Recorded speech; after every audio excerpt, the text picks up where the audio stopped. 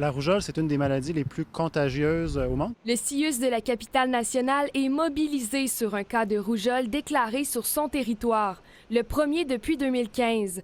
La personne infectée a contracté la maladie lors d'un voyage en Asie. La rougeole est une maladie respiratoire virale grave qui se caractérise par de la fièvre, de la toux et des éruptions cutanées. C'est une maladie à déclaration obligatoire, donc la santé publique intervient dans les cas de rougeole et aussi au pourtour des cas de rougeole auprès des personnes qui ont été en contact avec des cas de rougeole. Selon l'enquête présentement en cours par la santé publique, la personne aurait été infectée entre le 24 mai et le 1er juin et c'est également lors de cette période qu'elle aurait fréquenté l'Hôtel-Dieu de Québec. Toutes les personnes qui ont pu être à l'urgence en même temps que ce cas-là, le 30 au soir ou le 31 mai au matin, ou les travailleurs qui ont été sur la même unité, sont contactés pour leur donner les conseils appropriés. Si ces personnes-là ont été vaccinées, c'est très rassurant. Si les personnes ne sont pas protégées, par exemple, sont non vaccinées, là, ils doivent surveiller leurs symptômes. Le nombre de personnes qui ont été en contact avec ce cas précis s'élève à 200.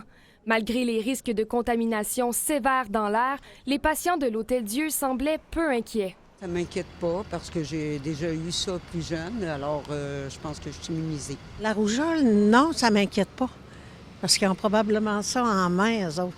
Je pense qu'il y a un certain âge pour ça, la rougeole, là, je pense. Non? On peut l'attraper à l'âge adulte également. Non, je suis pas inquiète pour ça.